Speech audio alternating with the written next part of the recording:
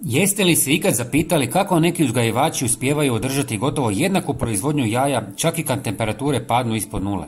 Na prvi pogled izgleda kao da imaju neku posebnu tajnu, ali prava istina je da koriste jednostavne i provjerene metode koje mnogima promaknu.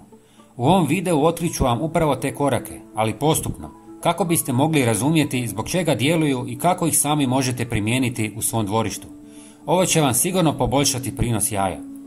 U jesensko-zimskom razdoblju kokoši se suočavaju s dva velika izazova, kraćim danima i hladnoćom. To usporava njihov organizam i prirodno smanjuje nesilost. Najveća pogreška koju ljudi rade jest to što ne prilagođavaju uvjete i prehranu u ovom periodu. Mnogi misle da je hladnoća glavni krivac, ali još veći problem je nedostatak svjetla. Kokoši trebaju oko 14 sati svjetla dnevno da bi se održala stabilna proizvodnja jaja. Ako kokošinjac ostane u potpunom mraku već popodne, hormoni koji potiču nesilost počnu raditi sporije.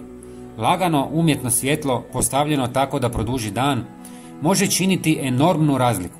Nije potrebno jako svjetlo, samo dovoljno da kokoši ostanu aktivne. Prije nego nastavimo dalje, napišite mi u komentarima koliko kokoši imate i koliko vam otprilike daju jaja dnevno ili tjedno. To je jako važno kako bi svi gledaoci mogli usporediti sa svojim kokošima. Hvala vam puno. Druga velika pogreška je neadekvatna i jednolična prehrana. Mnogi nastave davati samo zrnje, što je u zimskom periodu daleko premalo. Kokoši tada trebaju više energije i kvalitetniju hranu kako bi se nosile s hladnoćom i istovremeno zadržale proizvodnju jaja.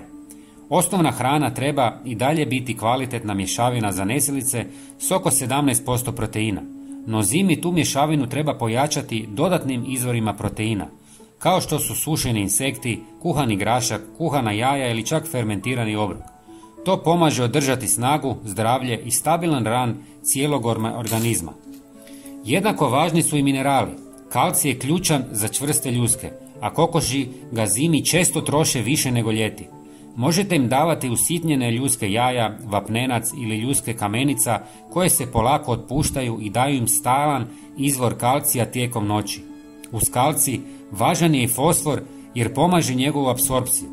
Posebnu pažnju treba posvetiti vitaminu D3 koji također igra ulogu u iskorištavanju kalcija, a kokoši ga zimi dobivaju manje zbog slabijeg sunčevog svjetla.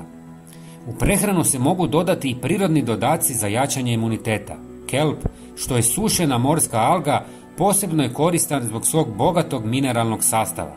Češnjak u malim količinama može pomoći otpornosti na infekcije, dok đumbir potiče cirkulaciju, što je vrlo korisno tijekom hladnih dana. Kurkuma je još jedan prirodni dodatak koji podržava imunološku funkciju. Žitarice poput kukuruza, pšenice, ječma ili zobi daju dodatnu energiju i idealne su za večernje obroke jer kokošima pomažu održati toplinu preko noći. Kokoši zimi više jedu upravo zbog povećane potrošnje kalorija, pa im je važno pružiti hranu koja daje dugotrajnu energiju. Ne treba zaboraviti da je voda jednako važna kao i hrana. Ako je voda hladna ili djelomično zaleđena, kokoš će piti manje, a nedovoljan unos vode smanjuje apetit i direktno utječe na broj jaja. Najbolje je osigurati vodu koja se ne može zalediti ili je barem redovito mijenjati. Osim prehrane i svjetla, važno je obratiti pozornost na parazite.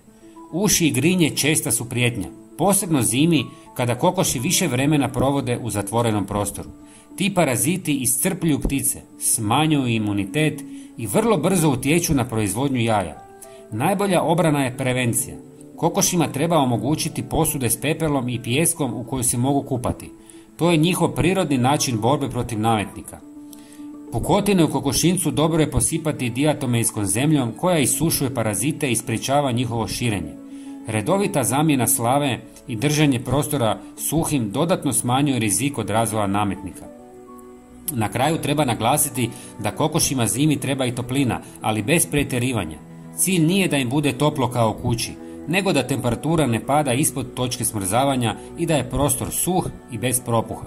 Kombinacija pravilne prehrane, produženog svjetla, suhog kokošinca i prevencije parazita ključ je stabilnog i visokog prinosa jaja čak i usred najhladnijeg razdoblja godine. Ako sve ovo primijenite, primijetit ćete kako se prinos postupno vraća iako je vani hladno i mračno.